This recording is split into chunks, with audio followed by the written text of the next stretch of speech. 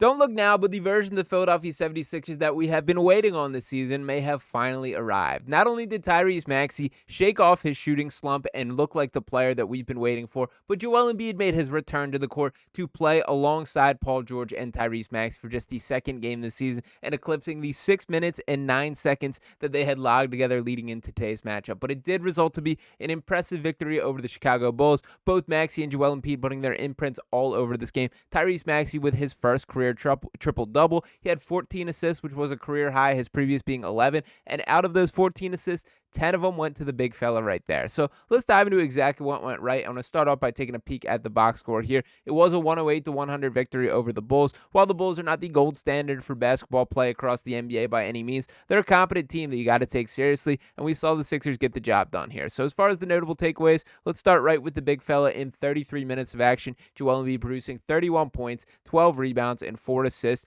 Also had 2 blocks, shot 13 of 28 from the field, and looked like himself out there. I will circle back to a little bit more about Embiid, but I'm incredibly excited about the version of him that we did see. But to continue on with some of the stats, we saw Paul George, not his best game by any means, but still did the job, all that they needed. 12 points, 7 rebounds, had 2 assists, shot just 6 of 13 from the field, and missed all 5 3-pointers, so not great there, but ultimately the job was taken care of, and it was fine for him to take a sideline today. Tyrese Maxey, one of the stories that ultimately in this matchup, him finishing with 25 points, 14 assists, 11 rebounds. Also, just kind of impacting the game defensively. I continue to be impressed with his effort on that side of the ball. Feels like he's competing way more. And speaking of competing on the defensive end, Kelly Oubre Jr., man, 38 minutes of action. A guy that really is playing like the starting piece that this team misses. His commitment offensively, particularly to the boards, I've been really impressed with. Hit 3 offensive rebounds in this one, 10 rebounds overall. Had 3 steals and 1 block in this game. 12 points, also added an assist as well. Shot 2 of 3 from 3. Been shooting the ball incredibly well from downtown in recent games. And to take a peek at a couple of the notable bench performances, Jared McCain in 28 minutes of action added 11 points, was a plus 17, and you did feel his spark a little bit today. Shot 3 of 7 from beyond the arc, 4 of 10 from 3. Thought KJ Martin continued to provide a positive spark there. And Andre Drummond, excellent now that he has settled back into his regular role. Had 7 rebounds and 4 points in 7 minutes of action. Doesn't get much better than one rebound every minute that you're out there. Some pretty impressive stuff here. Now, to talk about Joel Embiid specifically a little bit, did want to highlight these specific plays, and no, I'm not going to get lost in the 31 points.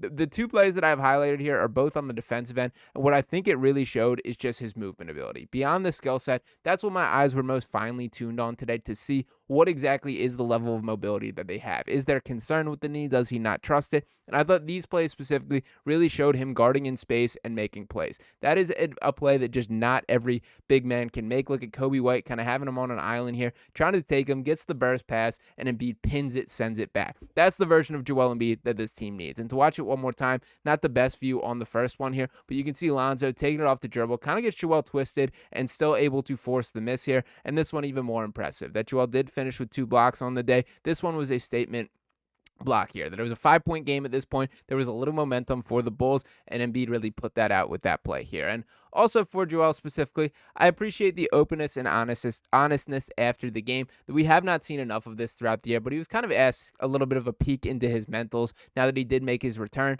And he said, quote, per Tim Bontemps of ESPN, quote, "Depressing," Embiid told ESPN when asked about what the last couple of months have been like for him after Sunday's game. "Just trying to figure it out. There's no injury, just between the swelling. We've got to get it figured out. That's it. I've been saying it for the last few months. It's been extremely depressing. It's something that I haven't figured out, and it's been extremely annoying because I would love to play every single game." And I think that's the biggest question that continues to hang over this Sixers team, that as well as he played today, as excited as the version of Joel Embiid that we got, I guess what the real defining factor is how does he feel tomorrow? How does that knee hold up tomorrow? That's probably the biggest question. If we can get that version from Joel Embiid on just a relatively consistent basis, this team is going to be good. Not just fine, but good. That I think that's kind of the breakdown of this current Sixers team. We know all the moving parts, the role players around the end, the Caleb Martins, the Kelly Oubres, the Gershon Yabuselis, the KJ Martins, all these players. Shout out to Jared McCain, who obviously brought a little more than we expected here. But I think the reality is that if it's just going to be those guys with Tyrese Maxey leading the charge, it's going to be a pretty bad basketball team.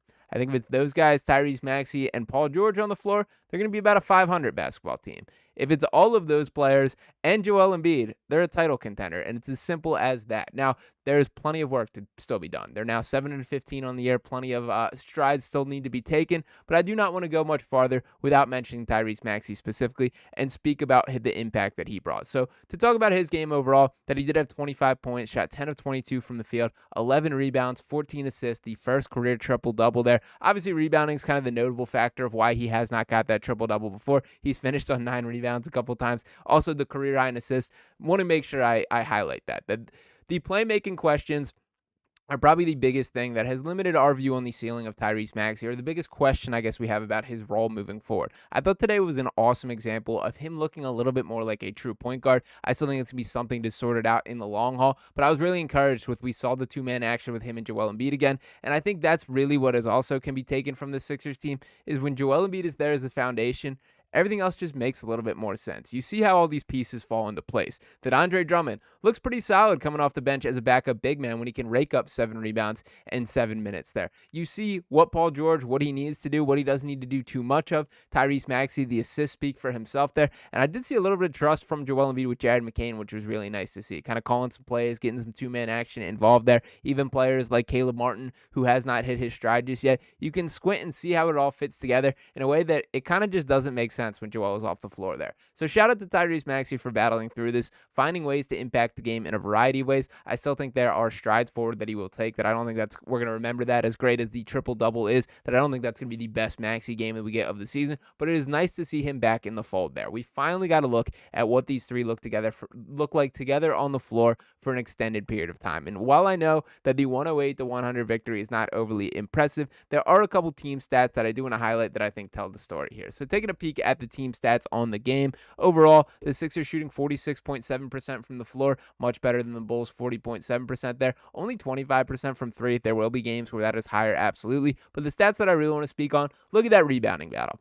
56-35, they out-rebounded the Bulls there. Almost doubled them nearly with that. And just 2 offensive rebounds allowed to Chicago there. Now, granted, Embiid in general, I'm a little bit critical of him as a rebounder. I did think the effort was really good today, and particularly while he was kind of caught not guarding the perimeter a couple times, that he was much more comfortable dictating things around the paint. He was really good, and I do think that these tell the story here. I mean, that's a massive rebounding advantage, and that's been an area where these Sixers have struggled with for most of the season. That as of earlier this week, at least, they were ranked 29th in rebounding across the NBA. Shout out to the Brooklyn Nets for not keeping them in last there. But the bottom line is having Joel Embiid on the floor and showing a little bit of commitment to that does change things, and I do think that had a direct impact on the game there. We also saw 25 assists, and the points in the paint is the other thing that I did want to factor in. That I do think is directly indicative of Joel Embiid there. That the points in the paint, the Sixers scoring 54 on the day, the Bulls just 30, which is a great output there. So while it was not perfect, while this was not the MVP version of Joel Embiid or the best we will see this Sixers team play, this is the first time that I can concretely sit here